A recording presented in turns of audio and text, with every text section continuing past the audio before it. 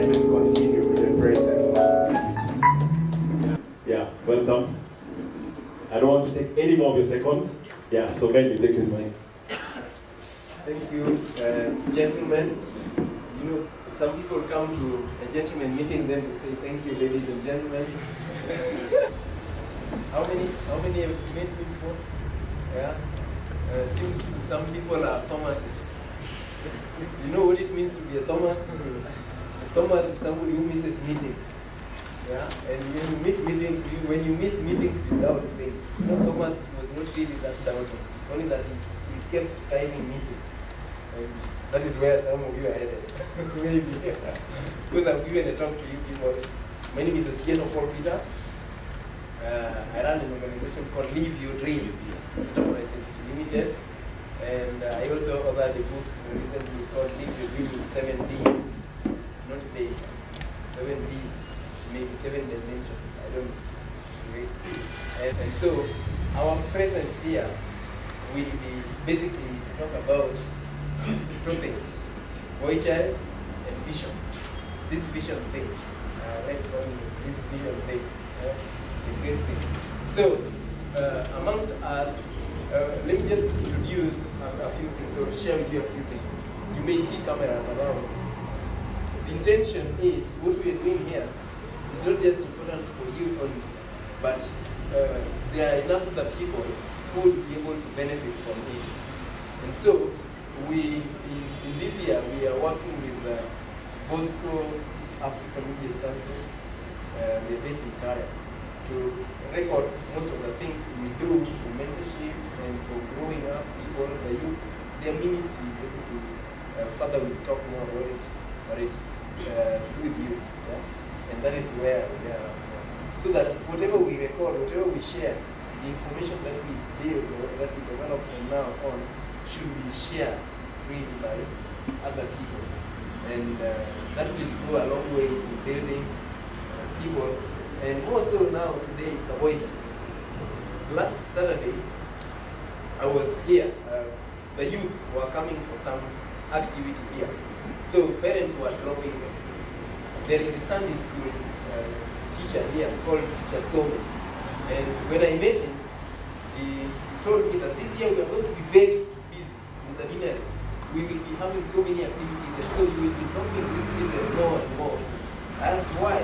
He said there are so many activities, the dinner, the competitions, the festivals, and the cardinal himself is very serious about the Boychild.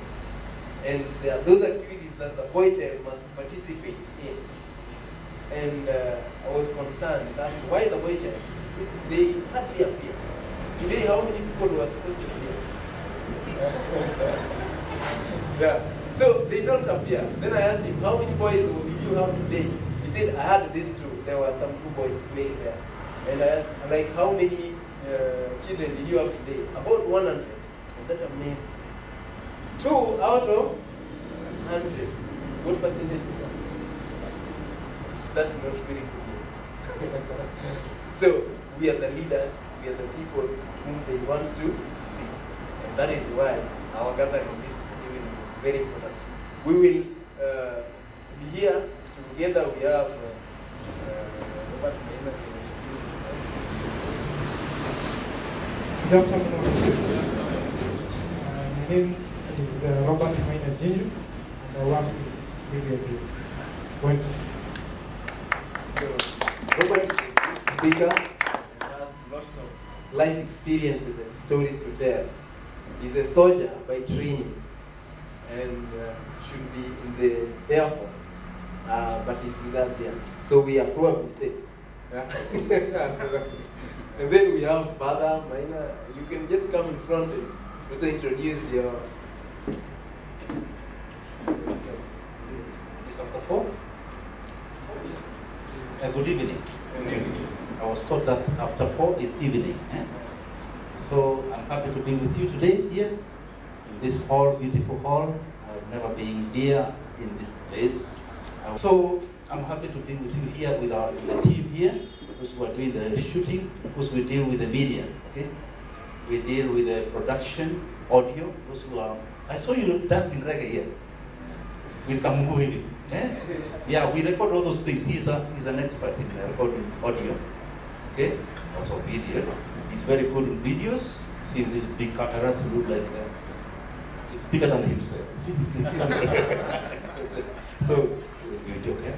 So that we deal with this kind of media, and maybe from this year, from this time, we like to involve very much. I've talked with Etienne and Minor here, that we like to involve the young people in this, because we as Don Boscos, we are there because of them. Okay?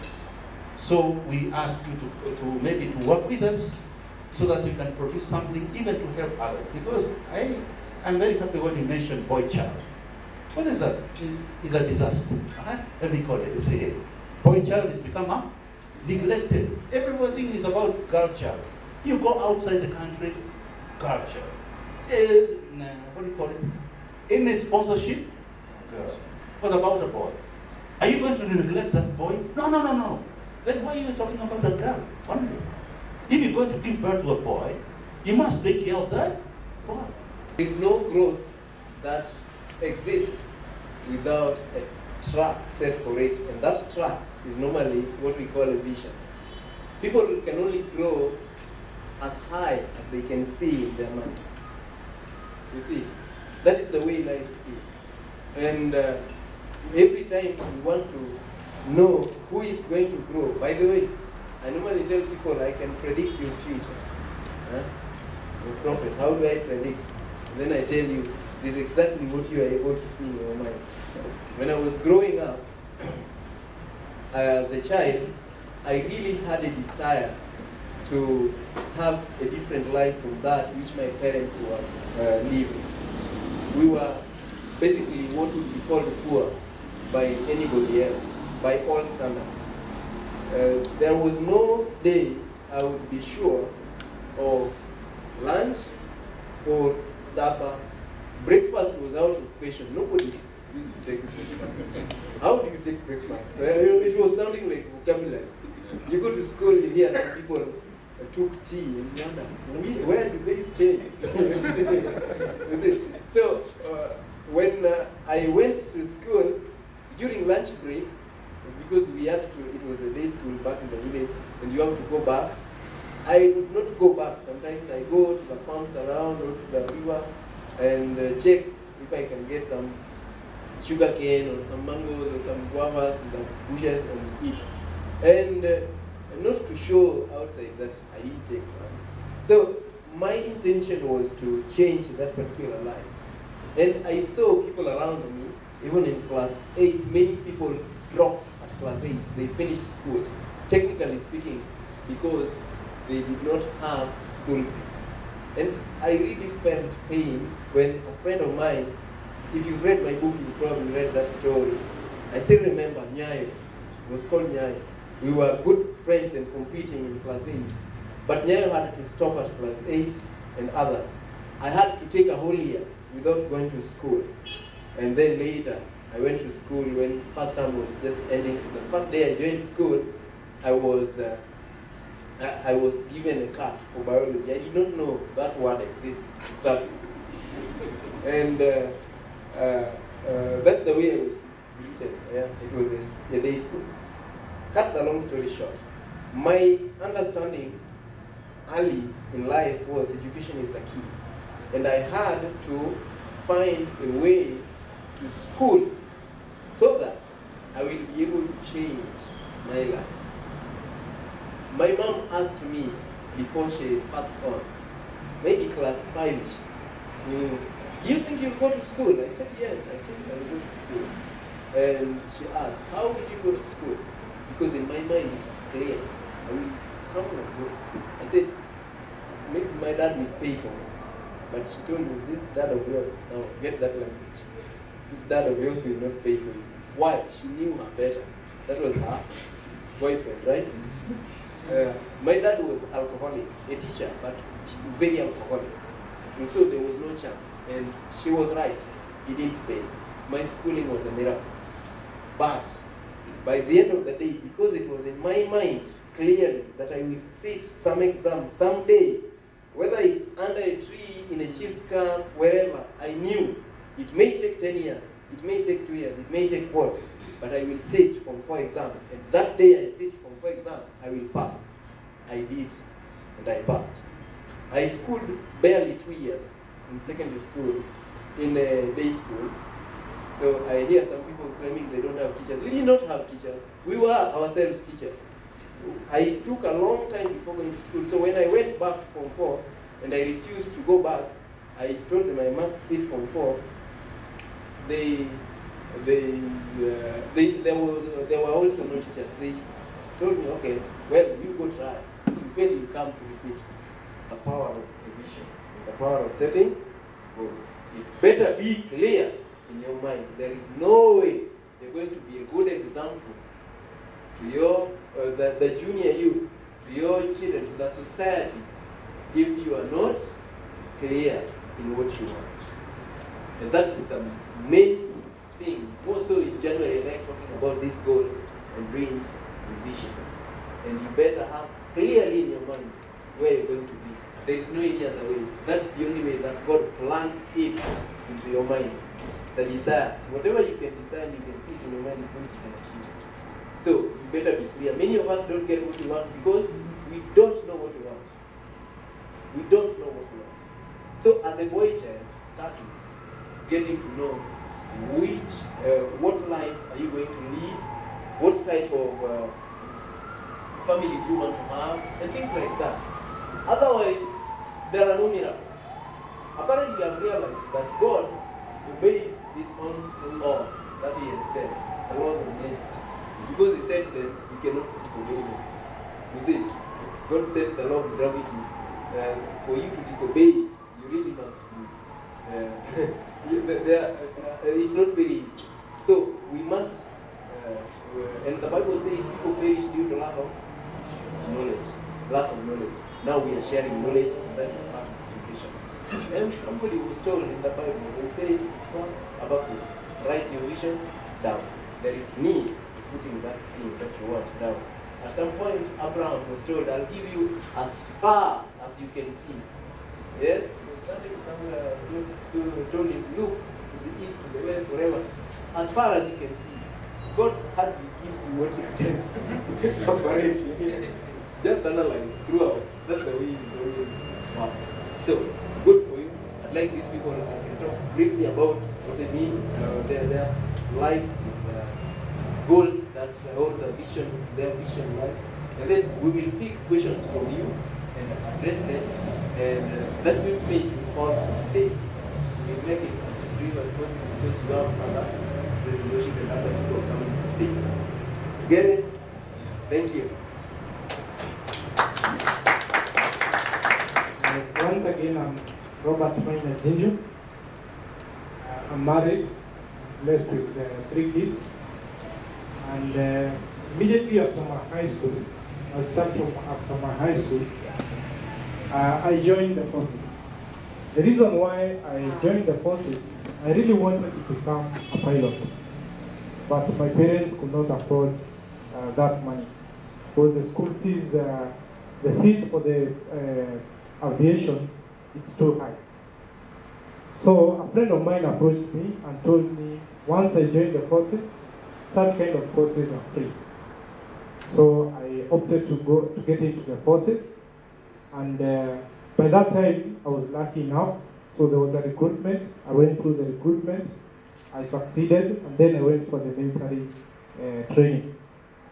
After the military training, when I was taken back to Moi Air Base, I thought that I'll get that chance. But when I go there, I discovered that if you don't know who is who in the forces, you can't do what you want. So I was posted in Embakasi Garrison. I started doing telecommunication, and I specialized in radar. So when I was there, I discovered that my dreams will never come true because I had joined the lowest rank in the forces. And I was told my work is to serve everybody above me. And every day, we were going according to the commands. Anytime, whenever you are given any task to do, there are no questions. You are being told that you ask questions after completion of the task. And as Paul Peter was telling you, I thank God that I grew in a family of boys only. And we as the boy child, we are so much in danger. And but I really thank God that my father was very close to me. He used to tell me all the time, make sure that you work hard so that you can at least achieve something in your life. But along the line, my mother got sick, and whatever my dad has saved, everything was taken by the hospital bill. So he had he had nothing to take me to the courses, the courses I wanted. And that is what made me join the forces. But today, whatever I went through in the military really taught me a lot that as a boy child, the biggest challenge you can ever come across is there. But any other challenge, as a boy child, you should overcome it. And another thing is there's something else also you are being taught, that if you want to become a real man, associate with real men. As we share the challenges, we can rise up and save the boy child. So we are going to work together as we save the boy child. Thank you.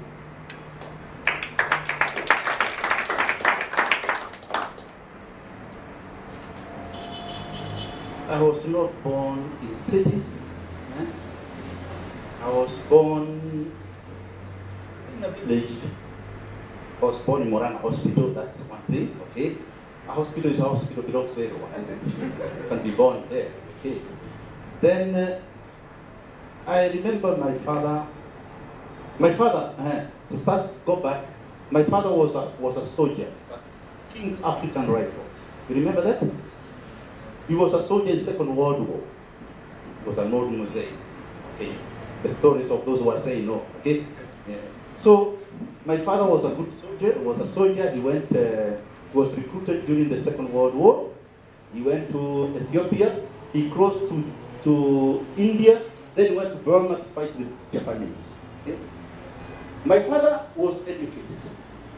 My father had gone out up to Form 4 before the Second World War. That is more than PhD today. Okay? Yeah, because that museum used to speak about, those are real brilliant. And this, even shaving, you're not allowed me to have hair like this, it must be shaved. So my father was like this man, was a soldier. Then he came back, and when he came back, then things happened, he married my mother, okay? Then from there, my father was an Anglican. My mother was a Catholic. But my mother comes from Anglican family, and my father comes from an Anglican family. But my mother was not an Anglican, was a Catholic. Used to go to church for 2 days to go to church on Sunday. And I asked her, even recently, why did you become a Catholic? What made you become a Catholic? He said, I liked it. And during the Mau Mau, they used to be teased by the Mau Mau and other people, those who are, they were traditional religions. They were called Gloria, those who understand Kikuyu, drag me, funny. That's not the point. But I'm saying, I came from that environment. Of course, my father changed, became a Catholic. And my father, because he was educated, he wanted us to go to school. And not only men, men of those years, not only men, even ladies. We have 5 boys, 2 girls. All of us, he wanted us to go to school. Remember, even he would sit with us, this multiplication table, memorize it, everything. My mother happened to stop at class 4. Just because of the war, Mau Mau, those times. Not because, but my mother is very intelligent. 227 times 336, he give you an answer. She is very intelligent. She tells us, if I got a chance to go to school, I could be better than you guys here. You think you're educated. Okay. So my father used to insist on that, and my mother also, because she likes education. So we moved from Morana. Then my father, we bought land in Emna, okay? But on the side of Emna. Then my father happened to retire. Okay? So whatever he got, he bought a car, then he bought land there. Then my father was always a real soldier. Remember? Honest. Nothing no shortcuts. Yes is yes and no is no. And be honest. So he also tended to trust people. So, and the problems continued. Do you know what we did? I am the second born in our family. My brother is first born and the second one. So, because of this problem, we did not have food, then money to go to school. What we did, we started cutting trees to burn charcoal. I'm a very good charcoal burner myself. I used to cut trees. I remember one time I cut a tree, which one of the village man who was not cutting trees, very good in cutting trees, could not bring it down. I did. My father called that man, told him, come cut this tree. This man came and looked at the tree. He said, I cannot cut it. It's too big and very hard. This is traditional ones, indigenous, they're called indigenous trees. So he said, no. My father went away. I took the axe, I cut that tree. My father came back, he found it down and cut into pieces. By who? By me. So we started like that in difficulties. My brother is very intelligent. Now he's a PhD. He was here the other day. He's settled in Canada. This man was in Manu High School. There was those people who are very good in school. I really even going to school for 1 year in order to look for money for him to continue the schooling. Okay? So he went on to school. He reached Form 4 in Manu High School. Remember Manu High School? All those years, where they were doing even aviation, they were doing a lot of things. My brother finished Form 4. He got to Division 1, of course, as usual. He got to Division 1. Then he came home. Then I told him, you go back to school. We are going to work for you to get money.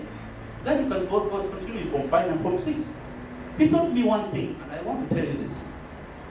Because I remember it rings in my head, and we discussed with him many times.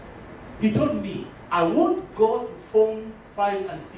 First of all, you have to suffer looking for money for my school fees. I will not do that. But I will study more than those who have gone to Form 5 and Form 6. I will be better than them.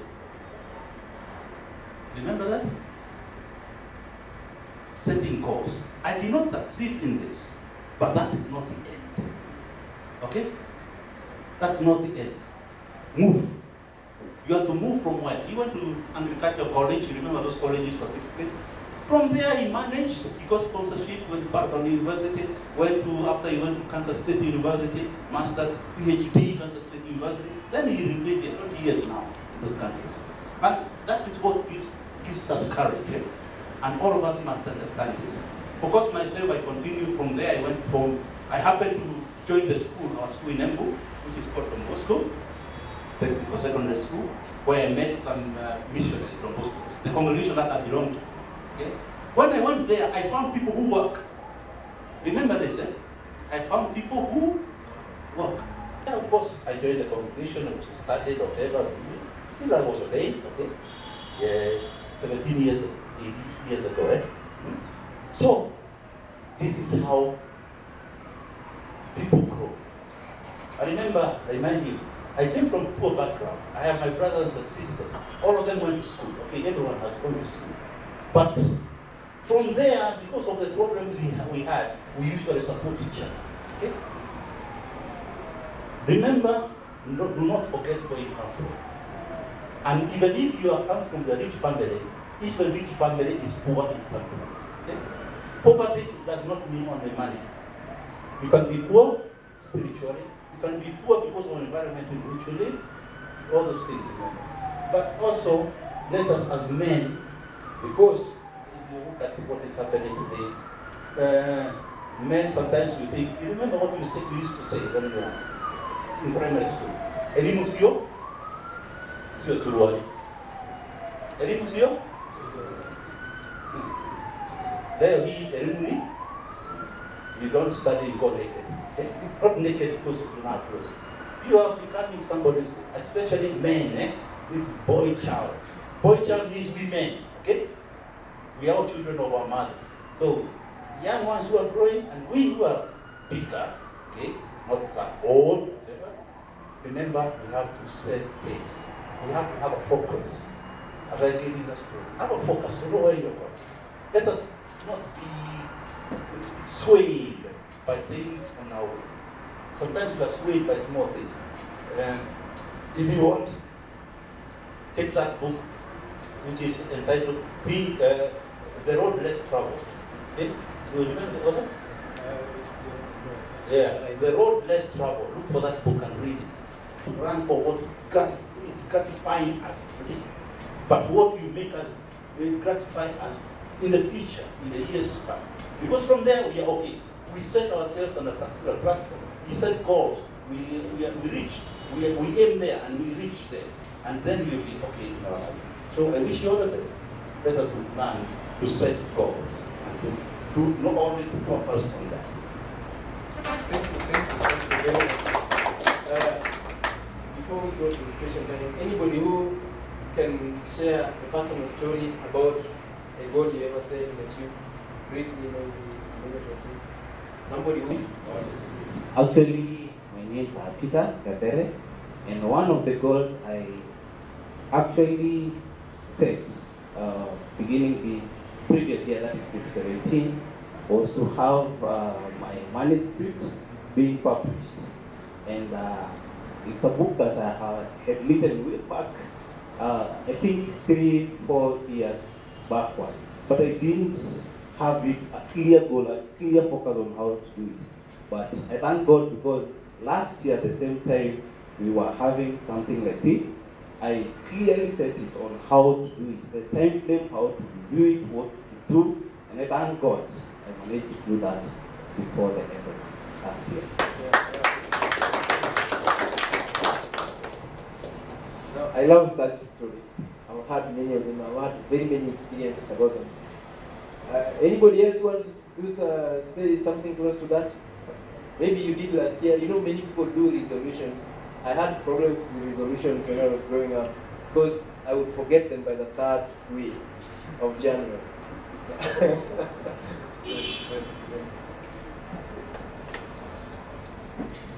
Tumsifu Yesu Kristo. I was touched so much on what the brother was saying about. My name is Dixon. I'm the last born in the family of 6.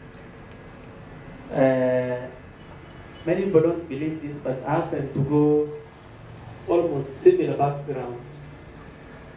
So I remember when I was young, I came from a very poor family. Yeah, at times affording meal could be a very big problem. Yeah, my mom used to sell changa to make sure that us guys go to school. Yeah, I'm married to a polygamous family. And then at times when I was young, I remember when life was too much, my dad decided to run away from home to go and stay in Tanzania for many years. So my mom at times could not afford food for us. And then she could cook, the chana that she used to bring, so at night she could give us. So to get drunk to sleep, she can do her business here and there. Yeah. So some of us would not go to school because we were among 6, as the last born, we could give opportunity to the elder brothers and sisters because me I had time. But I don't want to go into details on what happened later. But in my life, all through, I think it's because of the church. The best thing I could see in my home area was the church. I'm a Zungu priest, driving a Suzuki car, very humble. So what happened, when I was going to church, I was very young. Sometimes I could not go to church because there was no clothes. Yeah, but my mom used to go to church and come back to Pikayo Changa. But now, one of the things I admired in my life was to be a priest. But now I couldn't be a priest because there was no life ahead. As a priest, you must go to school, you must be bright, So it was very difficult. So life was very, very difficult. I finished my Form 4. I went to school. I remember after class 8, it was very difficult. My other brothers could not proceed to school. I reached a time in my life and I told God, I see, the neighbors. When they come, someone is driving a car, someone is doing this. My mom used to tell us that don't go there because, those are people first class, you must stay here. Okay, I kept on asking God, how could I be? What could I do to be like these people? I used to have that jealousy to be successful in my life. Jealousy, I used to feel, even if you tell me to eat a stone and swallow it, as long as I'll be successful, I'll do it. I kept on praying. When I did my Form 4, I failed. I didn't pass. So I came to Nairobi to stay with one of my brothers, who was not doing very well. So as usual, I love going to church. So when I was going to church here in St. Vincent, Paloti corner, I remember to have met Father Karanja in the year 2000. When Father Karanja and Father Michael O'Brien. So Father calls me after Mass. And then he's like, that's after staying out for two years, yeah? What do you do? I was in the choir. I told him a bit of my story, and he asked, now how can we help you? You have a D+, and D+, our congregation cannot be able to take you. Yeah, I remember to have worked even with some brothers from Don Bosco. Yeah. All of them I think are now priests from Nigeria. So to cut the story short, Father told me, you decide you can go back to school. I told him, Father, why not? But it's 2 years, so basically I got a chance in the Kiserian Junior Seminary, whereby I passed. I came back, I wanted to be a priest, I could not make it as a priest.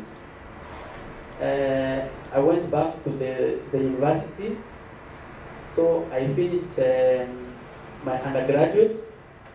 Remember, I done a diploma in philosophy. I finished my undergraduate degree in management because I wanted to achieve more dreams, and because of so I finished my master's. And I've worked in one of the senior departments in this country, as in Parliament of Kenya. And I've seen God take me to places. So glory to God. Yes. Congratulations. So, in a nutshell, God somehow will work with your vision. You better know what you want. If you don't know what you want, nothing happens. And many of us keep complaining to God, but it's because we have no idea what we want. We keep telling God what we don't want, what we don't want, what we don't want, but not what we. So be clear what you want. And keep asking people, why do you pray? You are able to answer, why do you pray? So that God can give you a nice car, so that God can give you a nice house, so that God can make me successful in my PhD. But that's not the reason why you should be praying. That we may know the will of God and do it. The prayer of Our Father who art in heaven, hallowed be thy name, thy kingdom come, thy will be done. That's why you pray. Do the will of God. That's nothing more and nothing less. Great. So, because of time, I need to summarize 3 things: a dream, a vision, a goal. I want to know the difference. Somebody wanted to try, yes. Dream, vision, goal, what would be the difference? Okay, just a try. I would think a dream is just something that you imagine, but not put necessary step to achieve it. It's just something that you imagine there. But a goal is something that works towards a certain vision that you want. So maybe you say you want to drive a car, And the first step you have done is to go and try it. You don't have the money to buy it, but there is a way you're working towards it. And as a dream, you can just dream about it, but it's just a dream. Yes, we are. Very try. I want to try the dream. The dream is your ultimate destination. The vision is the path to that dream. And the goal are the steps to actualize that dream. That's a good one. Early in the morning when Ben called me, he was reminding me of a story or equation I posted in a book that at one point I went to some key building, and in the night the facilitators asked one question. We were seated like this. Imagine you were dead 10 years ago. Now I'm giving you a question.